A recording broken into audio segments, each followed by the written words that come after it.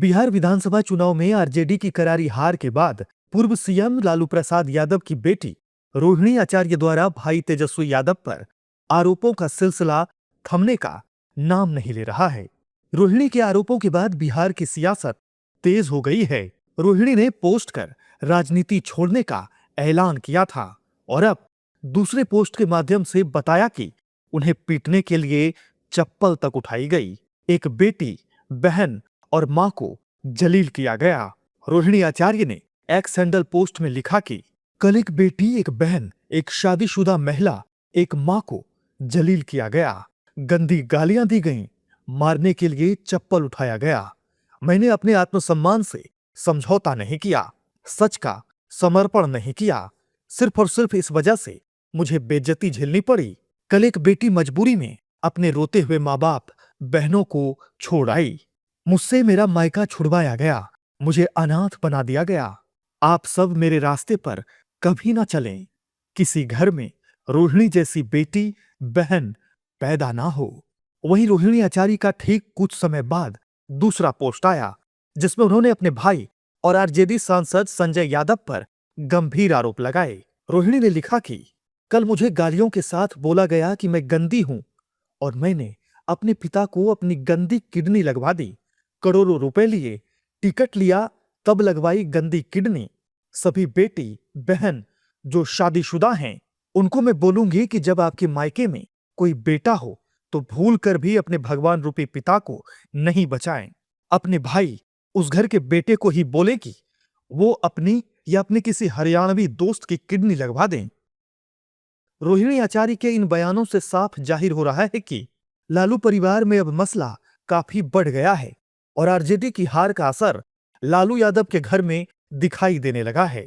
वहीं इस मामले पर एनडीए नेताओं ने कहा कि उनके घर का मामला है, लेकिन लालू यादव को इस समय चुप नहीं बैठना चाहिए। रोहिणी एक बहन है और एक बेटी है। वो देश की महिला है।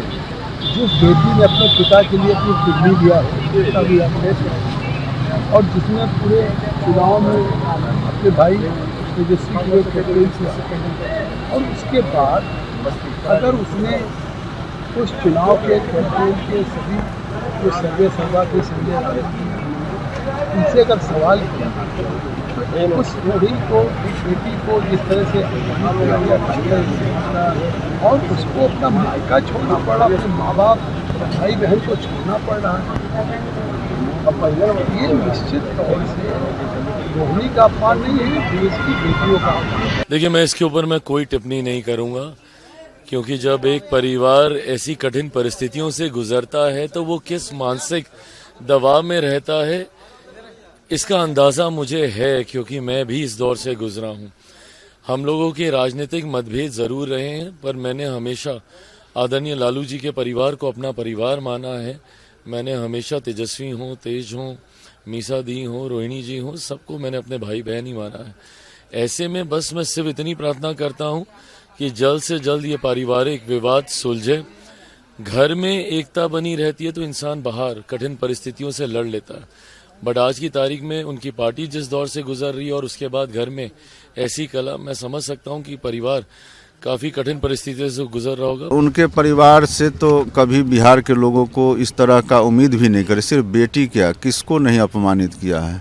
15 साल जब शासन था तो सबको अपमानित किया ही, भय का माहौल बना ही दिए थे। अब घर में भी, घर के बाहर पहले बनाया, अब घर के अंदर भी माहौल ख़राब कर रहे हैं और उस बेटी का आप अपमान कर रहे हैं जिस बेटी ने आपको जान बचाने का काम किया। उनका इतना लोगों ने, चाहे पक्ष हो या विपक्ष हो, सभी ने उसकी सराहना की थी रोहिणी जी का। और रोहिणी जी को भी अगर घर से रोते हुए बाहर निकलना पड़ रहा है तो इससे बड़ा दुर्भाग्य की बात नहीं होगी। हम लोग तो यही कहेंगे कि घर में कम से कम राजनीति का जो माहौल है या हार का जो असर है वो घर के अंदर में नहीं पड़े, वो लोग मिलजुल करके रहे। रोहिणी आचार्य ने अपना किडनी देकर आदरणीय लालू जी के जिंदगी की रक्षा की है और जिस तरह से उस परिवार में रोहिणी आचार्य जी को अपमानित करके घर से निकाला गया, मैं आदरणीय लालू प्रसाद जी और आदरणीय राबड़ी जी से अनुरोध करूंगा कि कोई बाहर का व्यक्ति आके लालू जी के परिवार को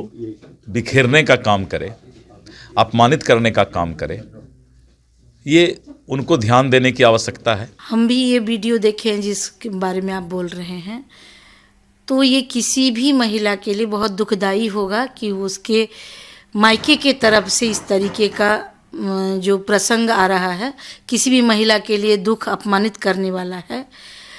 लेकिन जहाँ तक आप हमसे राय जानना चाह रहे हैं एज ए महिला आयोग की अध्यक्ष, तो मैं ये कहना चाहूँगी कि अगर रोहिणी जी का इस तरीके से हमारे पास कोई आवेदन आता है तो महिला आयोग जो है कि संज्ञान लेगी और उसे न्याय संगत जो भी उनको न्याय के लिए मिलना चाहिए वो अधिकार उन्हें देगी। बता दें कि शनिवार को मीडिया से बातचीत के दौरान रोहिणी आचार्य ने कहा था कि मेरा कोई परिवार नहीं है, आपको तेजस्वी यादव, संजय यादव और रमेश से जाकर पूछना चाहिए। इन्हीं लोगों ने मुझे परिवार से निकाला है, ये कोई जिम्मेदारी नहीं लेना चाहते। वहीं रोहिणी की ओर से परिवार पर लगाए गए गंभीर आरोपों पर अभी परिवार के किसी भी सदस्य की ओर से कोई बयान सामने नहीं आया है। तेजस्वी यादव ने भी इन आरोपों पर कुछ नहीं कहा है।